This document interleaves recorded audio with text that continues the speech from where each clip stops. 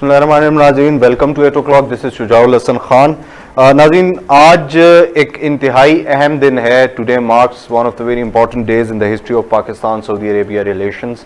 پاکستانی وزیر اعظم عمران خان صاحب گزشتہ دنوں سعودی عربیہ کے 3 روزہ دورے پہ تشریف لے گئے تھے اور اس دورے کو انتہائی اہمیت دی جا رہی تھی اور بالکل بجا تھا، کیونکہ یہ بہت بڑا کمپریہنسو دورہ تھا. اور نہ صرف وزیر اعظم عمران خان صاحب تشریف لے گئے بلکہ جو ہمارے وزیر خارجہ ہیں شاہ محمود قریشی صاحب اور وزیر داخلہ شیخ رشید صاحب، وہ بھی وزیر اعظم کے ہمراہ تھے. یعنی کہ پاکستان کے دوسرے 2 بڑے اہم منصبوں پر فائز ہمارے وزراء وہ عمران خان صاحب کو کمپنی کر رہے تھے. اور جو ایک دھول بیٹھ گئی تھی پاکستان اور سعودی عربیہ کے درمیان تعلقات پہ، جس کا شاخسانہ بنا وہ ایک ایکٹ محمد بن سلمان جو کراؤن پرنس ہے سعودی عربیہ کے، جب انہوں نے پاکستان سے مطالبہ کیا کہ پاکستان جو ہے وہ جو $3 ارب پاکستان کو دیے گئے تھے وہ واپس کرے. اور پاکستان کو آنن فانن چین جانا پڑا اور چین سے وہ تمام تر فنڈز جو ہیں وہ پروکیور کر کے اور پھر سعودی عربیہ کا جو دیا ہوا قرضہ تھا وہ ان کو واپس کیا گیا. اور اس کے بعد تعلقات سرد مہری کا شکار ہو گئے. اس میں ہندوستانی میڈیا پہ بھی بڑی لوگوں نے بغلیں بجائیں اور بہت شور مچایا کہ شاید پاکستان اور سعودی عربیہ ہمیشہ کے لیے علیحدہ ہو گئے ہیں اور شاید سعودی عربیہ ہندوستان کو اب اہمیت دے گا. لیکن آج یہ بات ثابت ہو گئی کہ سعودی عربیہ اور پاکستان کا جو تعلق ہے وہ فار ایور ہے اور انتہائی سٹرونگ ہے. اور یہ تعلق نہ صرف فائنینشیل ہے، یہ تعلق نہ صرف ریلیجس ہے، بلکہ یہ اب اسٹریٹجک اور ملٹری کوآپریشن تک چلا گیا ہے. اور یہ ایک ایسا وقت ہے جو پورے خطے کے لیے اور پوری دنیا کے لیے اہم ہے. ایک تو پوری دنیا ایک وبا سے لڑ رہی ہے جس کی وجہ سے پوری دنیا کی اکانومیز جو ہیں وہ بہت متاثر ہوئی ہیں، اور پاکستان جیسا تھرڈ ورلڈ کنٹری بہت سفر کر رہا ہے اس وقت اپنی اکنامک جو کنڈیشن ہے اس کی وجہ سے. اور دوسرا اہم معاملہ جو خطے کے اندر سے امریکی افواج کا انخلاء ہے. جب خطے سے امریکی افواج انخلاء کریں گی تو پھر خطے میں ایک پاور ویکیوم بنے گا، اور اس پاور ویکیوم کو کور کرنے کے لیے خطے کے اندر جو بڑی بڑی پاورز ہیں، جو بڑے بڑے سٹیک ہولڈرز ہیں، ان کا ایک الائنس، ان کی ایک کوارڈینیشن، ان کی آپس میں کوآپریشن جو ہے وہ بہت میٹر کرتی ہے. اگر تو خطے کے اندر موجود تمام تر ممالک کوآپریٹ کرتے ہیں اور آپس میں پراپرلی کوآرڈینیٹ کرتے ہیں تو پھر دوبارہ سے وہ سچویشن نہیں بنے گی جب سوویت افغان وار کے بعد سوویت فورسز بھی وہاں سے انخلاء کر گئیں اور امریکہ نے بھی اپنے ہاتھ کھینچ لی اور اس کے بعد پریسلر امینڈمنٹ لگا کے جو ہے وہ پاکستان کی امداد بھی بند کر دی گئی، ملٹری جو پاکستان کو ایک ایڈ دی جاتی تھی. اور اس کے بعد افغانستان کے تعلقات بہت بگڑ گئے، بہت خراب ہو گئے، اور جس کی وجہ سے پورے ریجن کو بھگتنا پڑا. اور بالآخر وہ تمام تر چیزیں that were بروئنگ up in Afghanistan they ended up on the American continent, اور وہاں پہ 9/11 ہوا اور اس کے بعد پوری دنیا کی جو سیکیورٹی سچویشن ہے وہ ہمیشہ کے لیے یکسر تبدیل ہو گئی. اب سعودی عربیہ کے ساتھ جو پاکستان کی کوآپریشن ہے یہ صرف سعودی عربیہ کے ساتھ نہیں ہے، بلکہ یہ چیز بھی ہمارے نالج میں ہونی چاہیے کہ جو UAE کے کراؤن پرنس ہیں محمد بن زائد، وہ بھی سعودی عربیہ تشریف لائے چند دن قبل، اور ان کی سعودی کراؤن پرنس محمد بن سلمان سے ملاقاتیں ہوئیں. اور ان تمام تر ایشوز کے اوپر جو ہے وہ ڈسکشن ان تمام تر پارٹ پلیئرز میں ہوئی. اور امپورٹنٹ فیکٹر یہ ہے کہ جب محمد بن زائد سعودی عربیہ میں موجود تھے تو جو بائیڈن نے ان کو کال کی. اب جو بائیڈن اور سعودی عربیہ کے تعلقات بھی ٹھیک نہیں ہیں. ٹرمپ صاحب کے دور میں بڑے آپس میں تعلقات بہتر ہو گئے تھے دونوں ممالک کے، اور ٹرمپ صاحب جو ہیں وہ بالکل کنگ سلمان بن عبدالعزیز کے قریب چلے گئے تھے. اور جو کراؤن پرنس ہیں محمد بن سلمان، وہ لگتا تھا کہ ٹرمپ کے جو داماد ہیں ان کے بڑے قریب ہیں اور ان کے آپس میں بڑے اچھے تعلقات ہیں. لیکن پھر وقت نے یہ ثابت کیا کہ امریکہ نے اپنی چال بدلی، اور جب امریکہ میں جو ایک چینج آیا اور ریپبلکن سے ڈیموکریٹس کی طرف گئے دوبارہ امریکہ، تو دوبارہ سے سعودی عربیہ اور امریکہ کے تعلقات جو ہیں اس میں سرد مہری دیکھی جا رہی ہے. اور پاکستان کو شاید سعودی عربیہ اس لیے اپنے پاس بلا رہا ہے. اور اسی طرح سے اگر دیکھا جائے تو ترکی کے ساتھ جو ان کے تعلقات خراب تھے، ترکی کو بھی کانٹیکٹ کیا جا رہا ہے محمد بن سلمان کی طرف سے. بارہا جو ہے وہ ٹرکش پریزیڈنٹ رجب طیب اردگان سے بھی کانٹیکٹ کیا گیا. یعنی سعودی عربیہ ریجن کے اندر اپنے تمام تر جو پارٹ پلیئرز ہیں ان کو اپنے قریب لا رہا ہے اور ریجن میں اپنی ایک پریزنس شو کر رہا ہے. اور یہی سچویشن ایران کے ساتھ ہے. سعودی عربیہ نے ایران کے ساتھ بھی اپنے جو تعلقات ہیں ان کو ایک بہتری کی طرف لے جانے کی کوشش کی, اور وہ جو ایک ایگریشن تھی دونوں ممالک کے درمیان اس میں ابھی کمی دکھائی دے رہی ہے. ان تمام تر معاملات پہ بات کرنے کے لیے ہمارے ساتھ موجود ہیں ریحان ظفر صاحب. پروفیسر ریحان ظفر یہ پیس اینڈ کانفلکٹ کو بڑی اچھی طرح دیکھتے ہیں اور بڑی گہری نظر ہے ان کی انٹرنیشنل افیئرز کے اوپر بھی. تو doctor Rehan Zafar, welcome to the show. وعلیکم السلام Shuja, thank you for inviting me. Welcome. Rehan Zafar, آپ نے یہ جو موجودہ دورہ ہے اس کو بالکل کلوزلی دیکھا ہوگا. انتہائی اہمیت کا حامل دورہ تھا. وزیر اعظم صاحب سعودی عربیہ تشریف لے کے باوجود اس کے کہ افواہیں گردش کر رہی تھیں جن کو زیادہ تر تو انڈین میڈیا نے ہوا دی کہ شاید پاکستان اور سعودی عربیہ کے تعلقات اب سرد پڑ چکے ہیں. اب وزیر اعظم صاحب دورے پہ گئے ہیں, ساتھ وہ اپنے فارن منسٹر شاہ محمود قریشی اور انٹیریئر منسٹر شیخ رشید صاحب کو بھی لے کے گئے ہیں. اور اس سے بھی زیادہ اہمیت کی حامل یہ بات ہے کہ منگل سے یعنی کہ آلموسٹ ایک ویک سے ہمارے آرمی چیف صاحب بھی سعودی عربیہ میں موجود تھے. تو آپ کیسا دیکھتے ہیں اس دورے کو؟ دیکھیے, یہ دورہ انتہائی اہمیت کا حامل ہے, نہ صرف اس مسئلے کو لے کے کہ سعودی عرب اور پاکستان کے کئی دہائیوں پہ محیط انتہائی اہم ڈپلومیٹک اور اسٹریٹجک ریلیشنز موجود ہیں, بلکہ اس لحاظ سے بھی یہ دورہ انتہائی اہمیت کا حامل ہے کہ پاکستان اور سعودی عربیہ دونوں کو ہی ایک دوسرے کی ضرورت ہے, جو اس خطے کی تیزی سے بدلتی ہوئی صورتحال ہے اس کی وجہ سے. ایک تو بہت بڑا جو اس میں فیکٹر ہے وہ اکانومی کا فیکٹر ہے کہ پاکستان کو اکانومی اپنی اکنامک سپورٹ کے لیے سعودی عرب کی بہرحال ضرورت پڑتی رہتی ہے, اور خصوصاً ابھی کووڈ کی وجہ سے پاکستان جیسے جو ترقی پذیر ممالک ہیں ان میں ابھی بہت زیادہ انہیں اپنے ڈپلومیٹک تعلقات کو ریویو کرنے کی ضرورت پڑے گی. ایک اور جو بڑا فیکٹر ہے وہ افغانستان کا فیکٹر ہے کہ جہاں پر جب یو ایس ٹروپس وڈرا کر رہے ہیں 11 ستمبر تک, تو اس کے بعد اس خطے کی صورتحال بڑی تیزی سے تبدیل ہوگی, اور افغانستان میں سعودی عرب یقینی طور پر اپنی کسی نہ کسی حد تک اپنا کنٹرول یا اپنا جو اثر و رسوخ ہے اس کو برقرار رکھنا چاہے گا, اور اس کو کاؤنٹر کرنا چاہے گا, خاص طور پر ایرانین جو انفلوئنس ہے جو کہ ابھی بھی موجود ہے کافی حد تک اس کو, اور وہ برقرار رکھنے کا واحد طریقہ یہی ہے کہ پاکستان کے ساتھ جو دیرینہ تعلقات ہیں سعودی عرب کے, جو اسٹریٹجک اور ملٹری تعلقات خصوصاً ہیں, ان کو مزید ترویج دی جائے اور دوبارہ انہیں بحال کیا جائے. اچھا, ایک ڈاکٹر ریحان صاحب, ایک یہ خبر بھی گردش کر رہی تھی کہ شاید سعودی عربیہ پاکستان سے ٹروپس کا مطالبہ کر رہا ہے کہ کچھ ٹروپس پاکستان ملٹری کے ان کو ڈپلوائے کیا جائے سعودی عربیہ میں, کیونکہ سعودی عربیہ کی رائل فیملی کی پروٹیکشن کے لیے اور باقی ان کے تمام تر ملک کے معاملات میں آرمی کو اور ان کی تمام تر سیکیورٹی فورسز کو ایڈ کرنے کے لیے یو ایس ٹروپس بڑے عرصے سے موجود رہے ہیں آن دا عربین پیننسلا, اور اب شاید یو ایس اور سعودی عربیہ کے تعلقات پہلے جیسے نہیں رہے. تو کیا یہ خبر درست ہے کہ سعودی عربیہ پاکستان سے ٹروپس کا مطالبہ کر رہا ہے, اور اگر مطالبہ کیا جا رہا ہے تو کیا پاکستان سعودی عربیہ میں ٹروپس ڈپلوائے کرے گا؟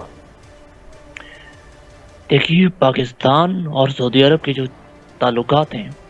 اس میں ایک چیز سمجھنے کی تو یہ ہے کہ پاکستان نے ہمیشہ سے سعودی رائل فیملی کو اور جو مقدس مقامات ہیں سعودی عربیہ میں ان کی حفاظت کے لیے ٹروپس تو پرووائڈ کرنے کے بارے کرتا رہا ہے پہلے بھی, اور اگر ابھی شاید سعودی عرب جو سعودی حکومت ہے وہ ٹروپس ڈیفینسو پرپسز کے لیے مانگے تو شاید پاکستان ضرور پرووائڈ کرے. لیکن جو یہ موجودہ دورہ ہے اور جو موجودہ آرمی چیف کا خاص طور پہ وزٹ ہے, اس کے پس منظر میں زیادہ اہم جو افغانستان کی صورتحال ہے اور جو افغانستان کے جو افغانستان کے ساتھ ان کے امیڈیٹ جو خطے کی صورتحال پہ جو اثر پڑے گا وہ زیادہ اہمیت کا حامل ہے. تو میرا خیال میں اس دورے میں دو چیزیں آپ کو فرنٹ پہ نظر آئیں گی. ایک تو اقتصادی تعلقات ہیں، اور اس کے بعد جو دوسرے نمبر پہ سب سے اہمیت جس مسئلے کی ہے وہ افغانستان اور افغانستان کے اندر ایرانین انفلوئنس کو کاؤنٹر کرنا ہوگا. ہاں، اور اس سے سعودیوں پہلے کے پاکستان سے سعودی عربیہ ڈیمانڈ کر چکا تھا. جو یمن کانفلکٹ تھا اس کے دوران بھی پاکستان سے ٹروپس کی ڈیمانڈ کی گئی تھی، لیکن پاکستان نے سعودی عربیہ کو ٹروپس پرووائڈ کرنے سے منع کر دیا تھا، کیونکہ وہ کانفلکٹ جو ہے اس کے اندر ایران کی بھی ڈائریکٹ انوالومنٹ تھی، اور پاکستان شاید خطے میں کوئی نئی سچویشن کریٹ نہیں کرنا چاہتا تھا. لیکن ایک آپ نے غور کیا ہوگا کہ جو وزیر اعظم عمران خان صاحب کی ایک ٹرائیکا بنی تھی after the UN general assembly meeting, first UN general assembly meeting that he attended at New York, جب مہاتیر محمد صاحب ملیشیا کے، اور اردگان صاحب ٹرکی کے، اور عمران خان صاحب پاکستان سے، یہ تینوں کی ایک میٹنگ ہوئی تھی، اور اس کے بعد ایک کوارڈینیشن کا آپس میں ایک عزم کا اعادہ کیا گیا تھا کہ ہم آپس میں کوارڈینیٹ کریں گے اور اسلاموفوبیا کو فائٹ کرنے کے لیے اور مسلم ورلڈ کو دوبارہ سے ریوائیو کرنے کے لیے ان تینوں لیڈرز نے ایک ایفرٹ کی کوشش کی تھی. اور اس کے بعد جب پاکستان اس ملیشین بلاک کے قریب گیا زیادہ، تو اس کے بعد سے جو سعودی عربیہ ہے وہ پاکستان سے نالاں نظر آتا تھا، اور شاید اسی لیے پاکستان سے اپنے فنڈز کی واپسی کا مطالبہ بھی کیا محمد بن سلمان نے. شاید وہ پاکستان کو پریشرائز کرنا چاہتے تھے. تو اب جو میٹنگ ہو رہی ہے، آپ کیا سمجھتے ہیں کہ یہ meeting at the expense of Pakistan's diplomatic relations with Malaysia and Turkey ہے، یا پاکستان کی diplomatic relations with Malaysia and Turkey اپنی جگہ سٹینڈ کرتے ہیں اور یہ ایک علیحدہ سے ایک نئے دور کا آغاز ہے ود سعودی عربیہ؟ دیکھیے، اب صورتحال کافی حد تک تبدیل ہو چکی ہے. جو اس وقت خطے کی صورتحال تھی اور جو اب خطے کی صورتحال ہے، اس میں کئی نئے واقعات نے اپنا تاثر ڈالا ہے. اور جہاں تک ترکی کا تعلق ہے، ترکی میں بھی ایک اب فضا پائی جاتی ہے کہ سعودی عرب سے تعلقات بحال کیے جائیں. اسی مہینے ترکی کی طرف سے بھی کئی رابطوں کی کوششیں دوبارہ شروع کی گئی ہیں اور دوبارہ سے تعلقات کو بحال کرنے کی طرف چیزوں کو لے جایا جا رہا ہے. کیونکہ آپ یہ دیکھیں کہ ٹرکی اور سعودی عرب کی جو بائی لیٹرل ٹریڈ تھی وہ $69 بلین تھی، لیکن لاسٹ منتھ تک یہ ٹریڈ تقریباً 98% یا 99% ڈراپ ہوئی ہے after the in official boycott by these Saudi officials. کیونکہ جو سعودی ٹریڈ کمیونٹی ہے اور جو سعودی آفیشیل کمیونٹی ہے، انہوں نے ٹرکی کے جو سٹانسز ہیں اس کی وجہ سے ٹرک پروڈکٹس کی بائیکاٹ کر دی ہے. تو ٹرکی بھی اچھی طرح سمجھتا ہے کہ سعودی عرب چاہے کوئی اس بات کو مان تسلیم کرے یا نہ کرے، سعودی عرب کی ایک اسٹریٹجک اور ایک سینٹرل اہمیت اپنی جگہ پر قائم ہے، اسلامی خطے میں بھی اور بین الاقوامی تناظر میں. اچھا جی، ڈاکٹر ریحان صاحب، جیسے آپ نے فرمایا کہ سعودی عربیہ کی ایک اپنی اہمیت ہے ڈپلومیٹکلی بھی اور ویسے بھی ریلیجسلی بھی، ریجن میں بھی اینڈ بیانڈ ایز ویل. تو سعودی عربیہ کا وہ ایک پورا ایک خطے کے اوپر ایک کنٹرول ریلیجس اتھارٹی کے حوالے سے تو رہا ہی ہے. پاکستان کے ساتھ سعودی عربیہ کا ریلیجس افیلیشن بھی ہے اور ہمارا اسٹریٹجک افیلیشن بھی بڑے عرصے سے چلا آ رہا ہے. پاکستان کے سعودی رائل فیملی کے ساتھ پاکستان گورنمنٹ کے بڑے اچھے تعلقات رہے ہیں، پاکستان میں ان کی اچھی خاصی انویسٹمنٹس رہی ہیں. ایون کہ پاکستان میں ہمارے میجر سٹیز کو ان کے نام پہ رکھا گیا، جیسا کہ فیصل آباد کو کنگ فیصل کے نام پہ رکھا گیا، اور اسلام آباد میں انہوں نے ایک بہت بڑی ماسک جو ہے پاکستان کی سب سے بڑی مسجد تھی فور ڈیکیڈز، جو فیصل مسجد ہے، وہ بھی سعودی عربیہ کی کولیبریشن سے بنائی گئی. انٹرنیشنل اسلامک یونیورسٹی یہاں پہ اسٹیبلش کی گئی، اور کئی ایک اور فیلڈز ہیں جو سعودی عربیہ کے ہیں. پاکستان کو ڈائریکٹلی اور indirectly, officially and unofficially Saudi Arabia نے بڑا سپورٹ کیا ہے. لیکن ایک چیز جس میں بڑی کمی نظر آتی ہے اور بہت بڑی کوتاہی نظر آتی ہے، شاید سعودی عربیہ کی طرف سے ہے یا شاید پاکستانی جو اتھارٹیز ہیں وہ صحیح سے اس چیز کو ریفلیکٹ نہیں کر پا رہی ہیں اور سعودی عربیہ تک کنوے نہیں کر پا رہی کہ جو کشمیر کا ایشو ہے اس کے اوپر سعودی عربیہ کی طرف سے ہمیشہ ایک بالکل ہی نیوٹرل اور بالکل ہی ہومیوپیتھک قسم کا ایک ریاکشن آتا ہے. ٹرکی کی طرف سے بڑا سوئفٹ ریاکشن آیا. مہاتیر محمد نے ہندوستانی جو تمام تر وہاں پہ ایکٹس تھے ان کو دہشت گردی اور غنڈہ گردی کہا, لیکن سعودی عربیہ کی طرف سے کوئی بڑی اس کی جو ہے وہ مذمت نہیں آئی, بلکہ جب 26 فیبروری کو انڈیا نے پاکستان کی ایریل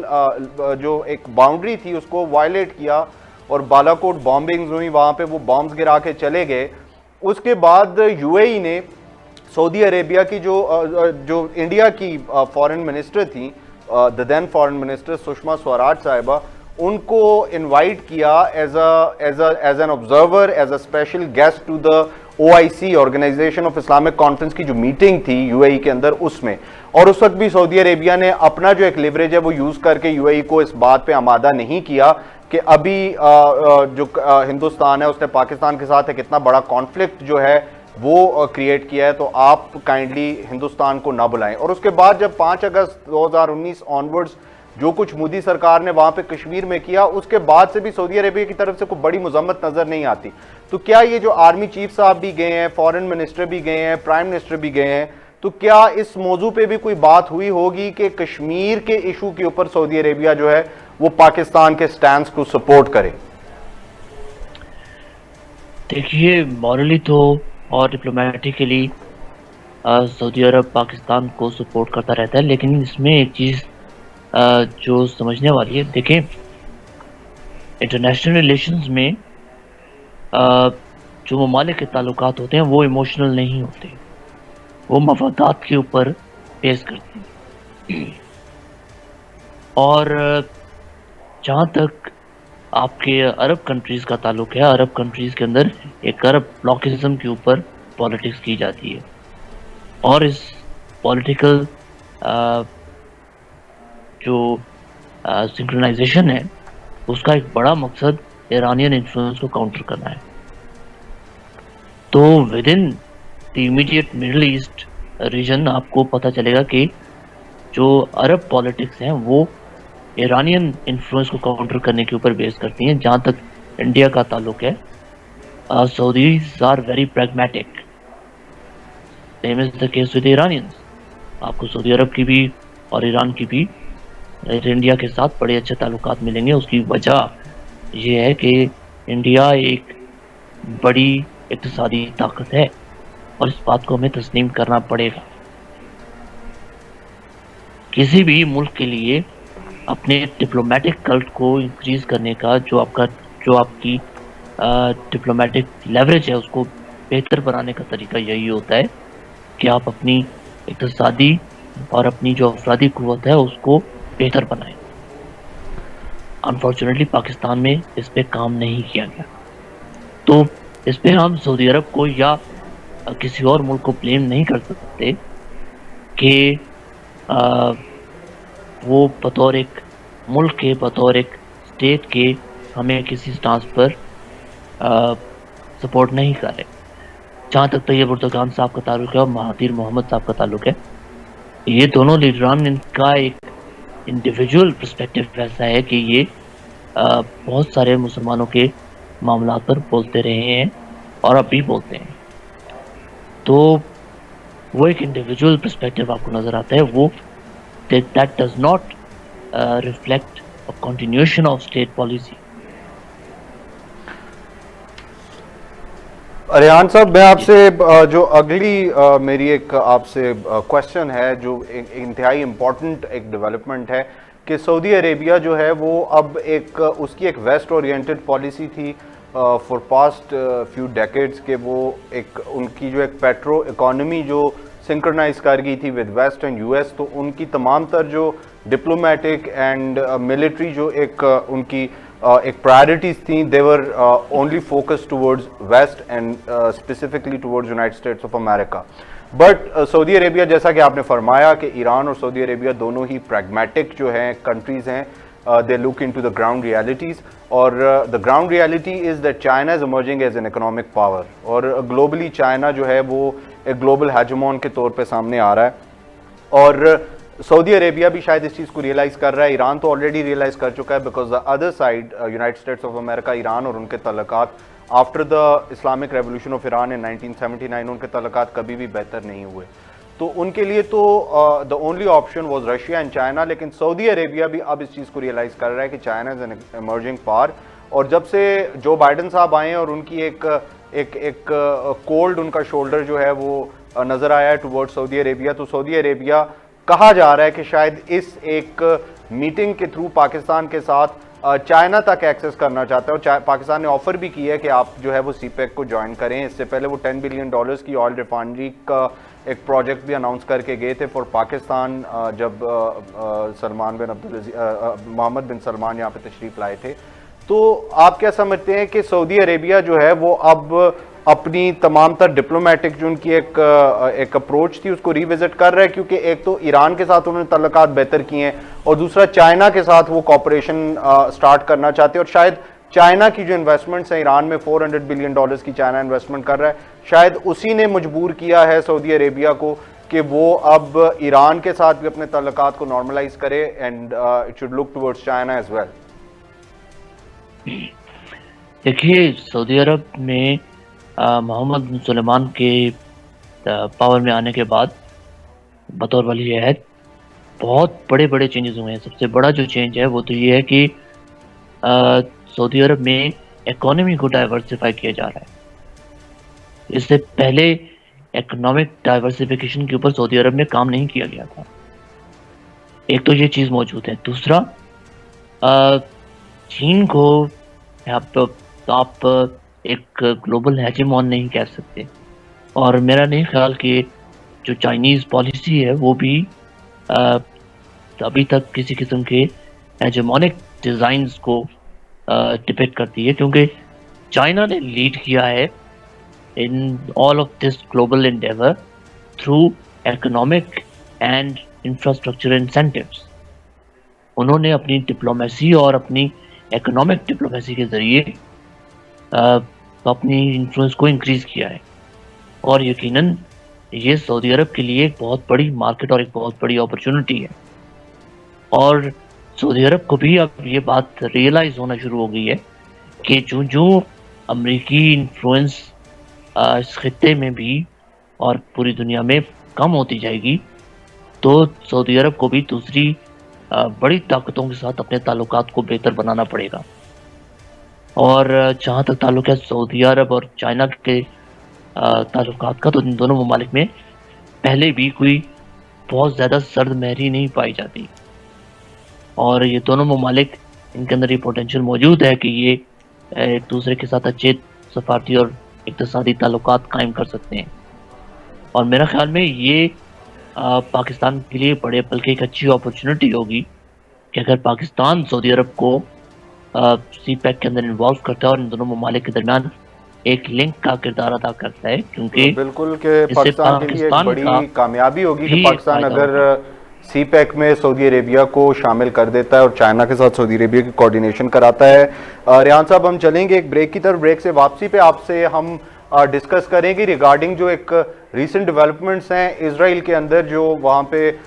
फ़लस्तीनी कम्युनिटी है उनको तशद्दुद का निशाना बनाया गया है, और वहाँ पे कुछ ऐसी सेटलमेंट्स नहीं कराई जा रही हैं। इजरायली कोर्ट्स की तरफ से ऑर्डर्स हैं, लोअर कोर्ट्स की तरफ से, उनको चैलेंज तो किया गया है इसराइल की हायर कोर्ट्स में, लेकिन लगता यह है कि Israeli authorities are adamant to relocate Palestinians from there ancestral Holmes. और वहाँ पे जिस किस्म के तशद्दुद का वहाँ पे इस्तेमाल किया गया, और जैसे वहाँ पे 200 के करीब फ़लस्तीनियों को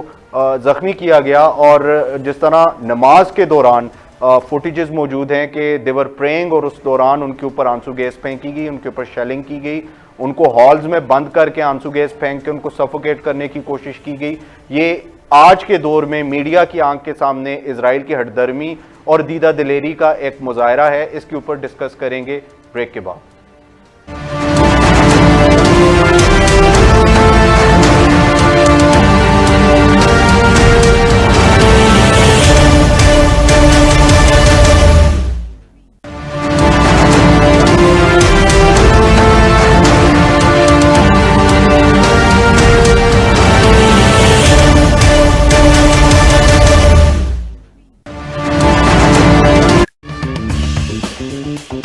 Assalamu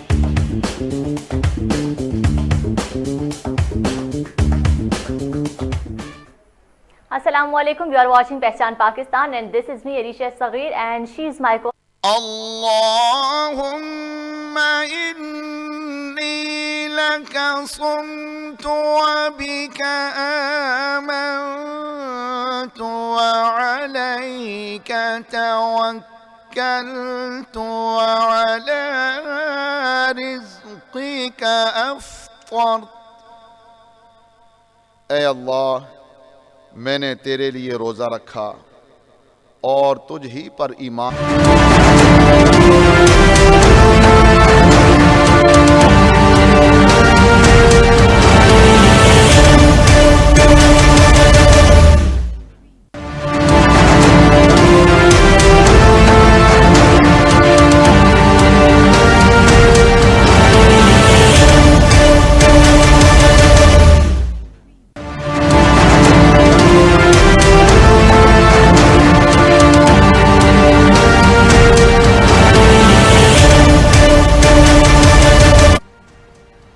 ویلکم بیک ناظرین. بریک پہ جانے سے پہلے ہم بات کر رہے تھے کہ جو اسرائیل کے اندر ایک نئی ڈیولپمنٹ ہوئی ہے کہ اسرائیل نے پیلسٹینینز کو الاقصی میں پریئرز کے دوران نماز پڑھتے ہوئے ان کے اوپر تشدد کیا، اور وہاں پہ جو چند ایک فلسطینی تھے جن کو اپنے گھروں سے بے دخل کیا جا رہا تھا، وہ مظاہرے کے طور پہ وہاں جمع تھے، وہ نماز ادا کر رہے تھے، اور اس دوران فلسطینی فورسز جو اسرائیلی فورسز ہیں انہوں نے فلسطینیوں کے اوپر حملہ کیا، and from nowhere they entered the Al Aqsa compound, جو کہ ایک سیکرڈ جگہ ہے مسلمانوں کے لیے. مکہ مکرمہ اور مدینہ منورہ کے بعد جو یروشلم ہے یا جو بیت المقدس ہے یا جو یہ ٹیمپل ماؤنڈ ہے جس کے اوپر الاقصی ماسک اور ڈوم آف دی راک ہے یعنی کہ گنبد صخرہ ہے، یہ مسلمانوں کے لیے تیسری اہم ترین مذہبی جگہ ہے، اور اس کے اوپر اسرائیلی فورسز نے جس دیدہ دلیری کے ساتھ فلسطینیوں کے اوپر حملہ کیا،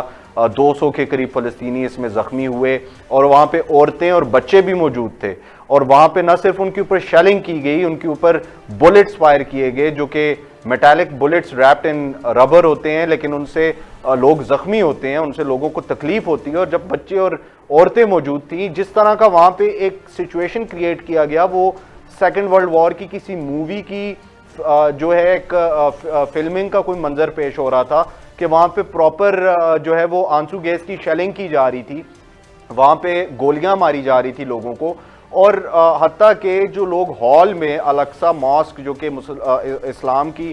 سب سے پرانی مسجدوں میں سے ایک ہے، اور یہی وہ جگہ ہے جس کے بارے میں کہا جاتا ہے کہ معراج کے دن رسول پاک صلی اللہ علیہ وسلم نے تمام تر انبیاء کی امامت کرائی اس جائے مقدسہ پہ، اور یہیں سے ڈوم آف دی راک جسے گنبد صخرہ کہا جاتا ہے، یہاں سے وہ معراج پہ گئے اور آسمانوں کی سیر پہ گئے اور اللہ سے ملاقات کے لیے گئے. یہ جگہ مسلمانوں کا قبلہ اول تھا. مسلمان فار ایئرز اس مقام کی طرف رخ کر کے نماز پڑھتے رہے ہیں، اور اس کے بعد قبلہ بدل کے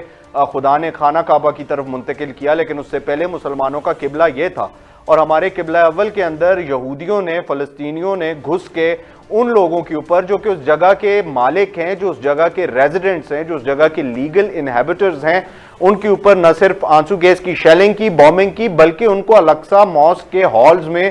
بند کر کے اندر سٹن گرینیڈز اور آنسو گیس کی شیلنگ کی گئی، جس سے کئی لوگ جو ہیں وہ بے ہوش ہوئے، عورتیں وہاں پہ بے ہوش ہوئیں، بچے وہاں پہ بے ہوش ہوئے.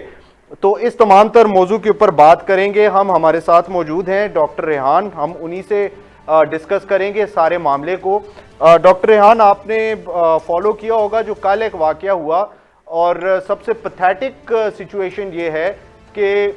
Great Muslim leaders of great Muslim countries, چاہے وہ محمد بن زائد ہوں یو اے ای کے، یا محمد بن سلمان ہوں سعودی عربیہ کے، یا عمران خان ہوں پاکستان کے، they were gathered in Saudi Arabia, and just next to Saudi Arabia ان لوگوں کی وہاں موجودگی کے دوران just next to Saudi Arabia اسرائیل نے پچھلے کئی دہائیوں کے اندر یہ one of the worst attacks ہے on Al-Aqsa Mosque وہ کنڈکٹ کیا، اور وہاں پہ 200 کے قریب لوگوں کو زخمی کیا. لیکن کوئی پریگمیٹک، کوئی پریکٹیکل، کوئی ایگریسو رسپانس مسلم کمیونٹی کی طرف سے نظر نہیں آتا.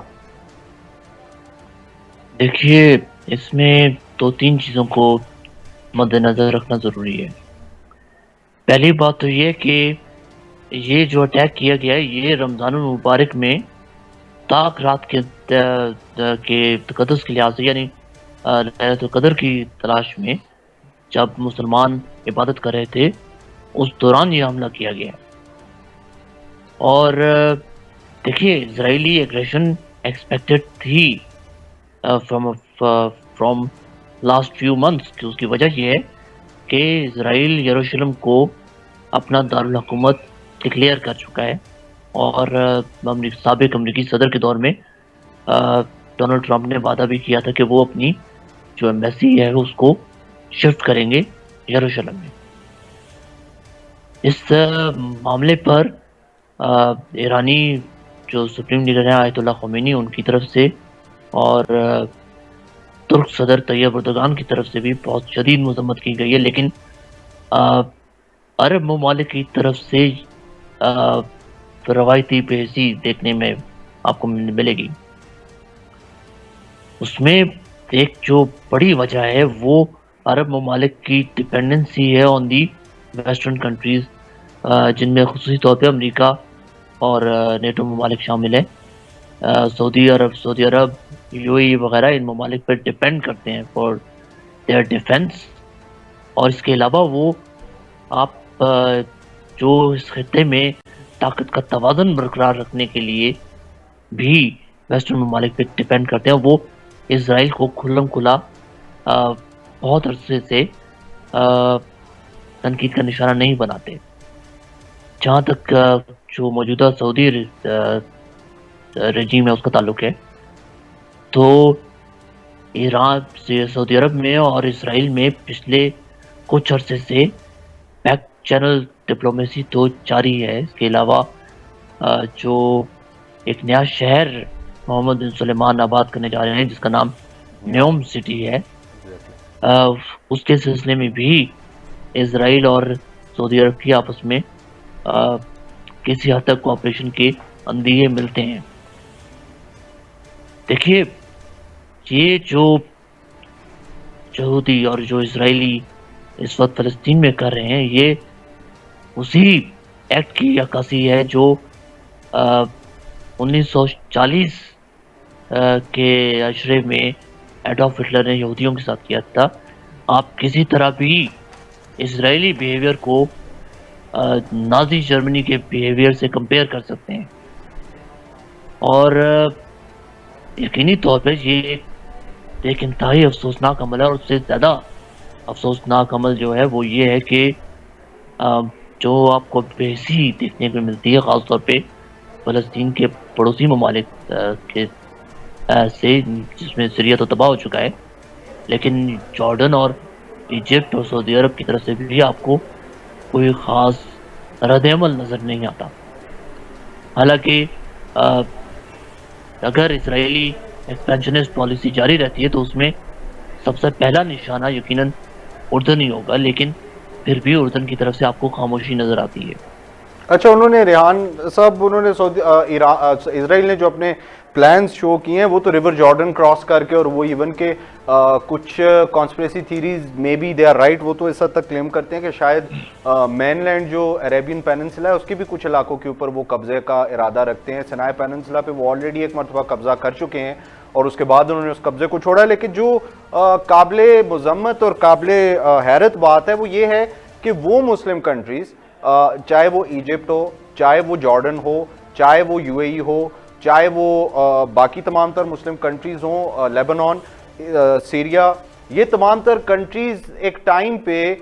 they were all together. Even Iraq اس تمام تر ان کے انڈیور میں شامل تھا، and they attacked